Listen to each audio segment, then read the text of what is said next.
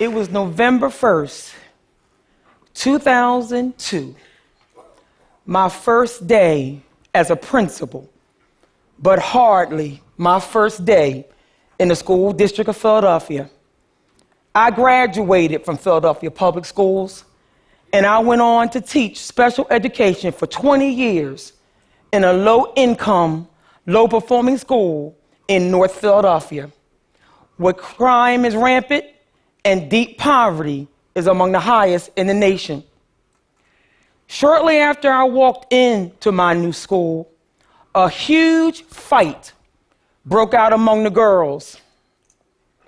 After things were quickly under control, I immediately called a meeting in the school's auditorium to introduce myself as the school's new principal. I walked in angry, a little nervous, but I was determined to set the tone for my new students. I started listing as forcefully as I could my expectations for their behavior and my expectations for what they would learn in school. When all of a sudden, a girl way in the back of the auditorium, she stood up and she said, "Miss, Miss." When our eyes locked, she said, "Why do you keep calling this a school? This is not a school."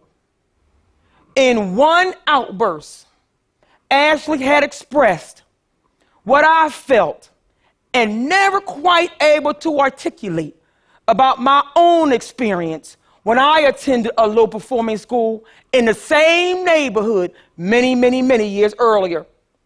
That school was definitely not a school. Fast forwarding a decade later to 2012, I was entering my third low-performing school as principal. I was to be Strawberry Mansion's fourth principal in 4 years. It was labeled low-performing and persistently dangerous due to its low test scores and high number of weapons, drugs, assaults, and arrests. Shortly as I approached the door of my new school and attempted to enter and found the door locked with chains, I could hear Ashley's voice in my ears going, "Miss, Miss, this is not a school." The halls were dim and dark from poor lighting. There were tons of piles of broken old furniture and desks in the classrooms. And there were thousands of unused materials and resources. This was not a school. As the year progressed, I noticed that the classrooms were nearly empty. The students were just scared to sit in rows in fear that something would happen, scared because they were often teased in the cafeteria for eating free food. They were scared from all the fighting and all the bullying. This was not a school. And then there were the teachers, who were incredibly afraid for their own safety. So they lacked low expectations for the students and themselves, and they were totally unaware of their role in the destruction of the school's culture. This was the most troubling of all. You see, Ashley was right, and not just about her school. For far too many schools for kids who live in poverty, their schools are really not schools at all. But this can change. Let me tell you how it's being done at Strawberry Mansion High School. Anybody who's ever worked with me will tell you I am known for my slogans. So today, I am going to use 3 that have been paramount in our quest for change. My first slogan is, If you're going to lead, lead. I always believed what happens in a school and what does not happen in a school is up to the principal. I am the principal, and having that title required me to lead. I was not going to stay in my office. I was not going to delegate my work, and I was not going to be afraid to address anything that was not good for children, whether that made me liked or not. I am a leader, so I know I cannot do anything alone. So I assembled a top-notch leadership team who believed in the possibility of all the children. And together, we tackled the small things, like resetting every single locker combination by hand so that every student could have a secure locker. We decorated every bulletin board in that building with bright, colorful, and positive messages. We took the chains off the front doors of the school. We got the light bulbs replaced, and we cleaned every classroom to its core, recycling every textbook that was not needed and discarded thousands of old materials and furniture. We used 2 dumpsters per day. And of course, we tackled the big stuff, like rehauling the entire school budget so that we can reallocate funds to have more teachers and support staff. We rebuilt the entire school day schedule from scratch to add a variety of start and end times, remediation, honors courses, extracurricular activities, and counseling, all during the school day. All during the school day. We created then a deployment plan that specified where every single support person and police officer would be every minute of the day, and we monitored it every second of the day. And our best invention ever, we devised a school-wide discipline program titled Non-Negotiables. It was a behavior system. It was a behavior system designed to promote positive behavior at all times. The results? Strawberry Mansion was removed from the persistently dangerous list our first year after being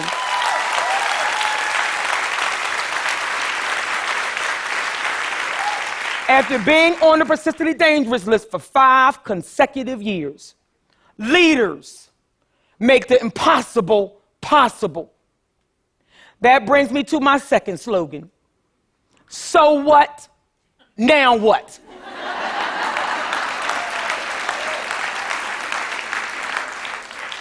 When we looked at the data and we met with the staff, there were many excuses for why Strawberry Mansion was low performing and persistently dangerous.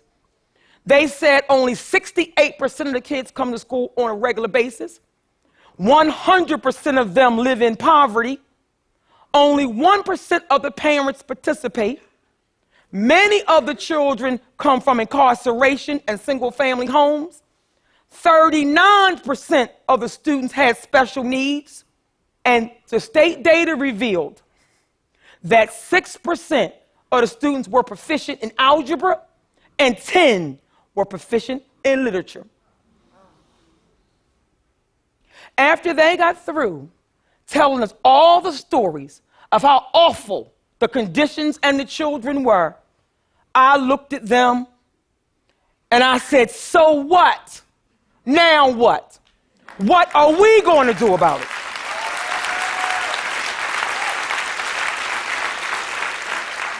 Eliminating excuses at every turn became our primary responsibility.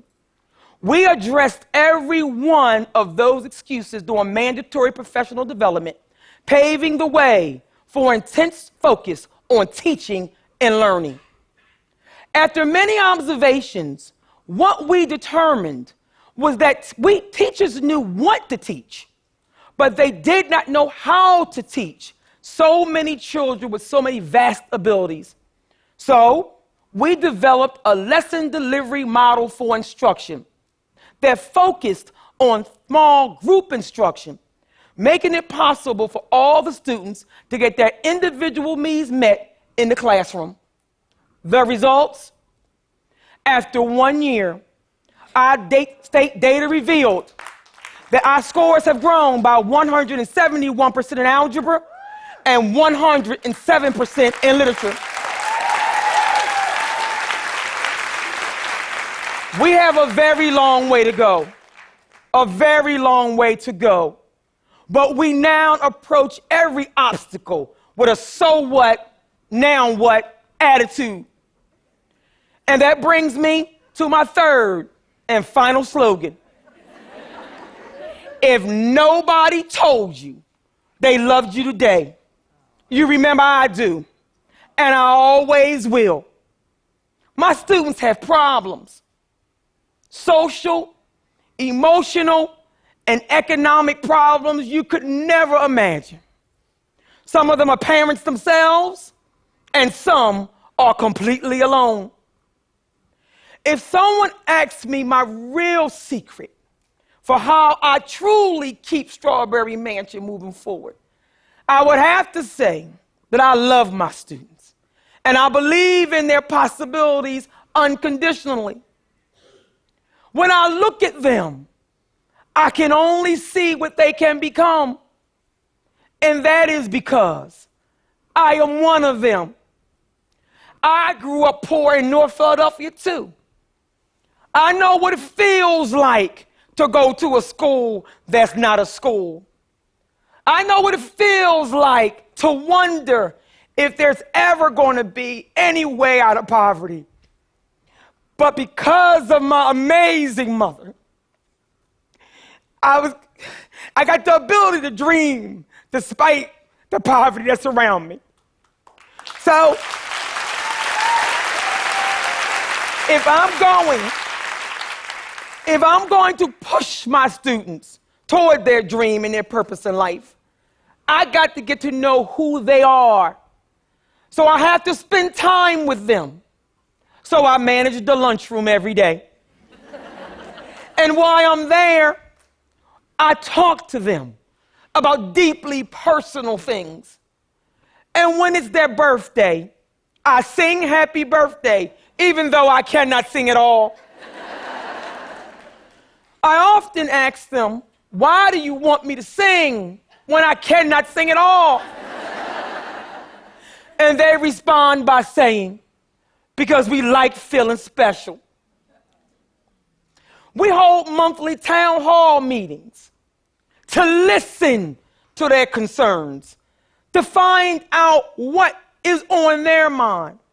They ask us questions like, why do we have to follow rules? Why are there so many consequences?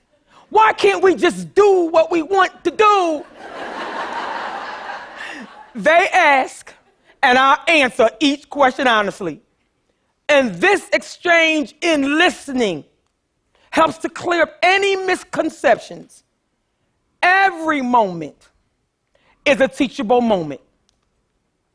My reward for being non-negotiable in my rules and consequences is their earned respect. I insist on it. And because of this, we can accomplish things together. They are clear about my expectations for them. And I repeat those expectations every day over the PA system. I remind them of those core values of focus, tradition, excellence, integrity, and perseverance. And I remind them every day how education can truly change their lives. And I end every announcement the same. If nobody told you they loved you today, you remember I do, and I always will. Ashley's words of Miss, this is not a school, is forever etched in my mind. If we are truly going to address or make real progress in addressing poverty, then we have to make sure that every school that serves children in poverty is a real school. A school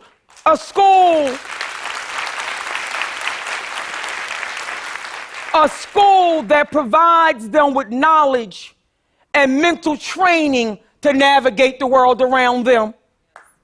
I do not know all the answers, but what I do know is for those of us who are privileged and have the responsibility of leading a school that serves children in poverty, we must truly lead.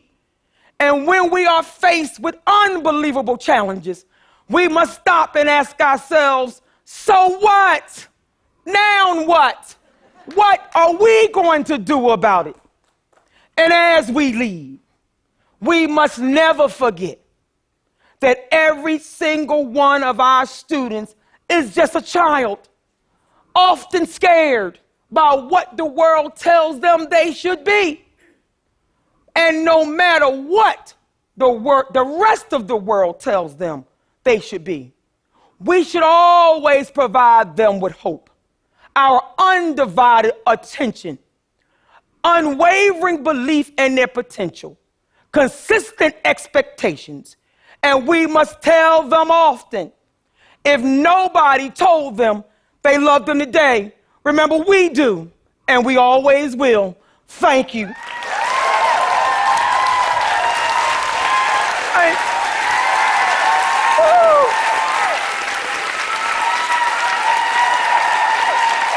Thank you, Jesus.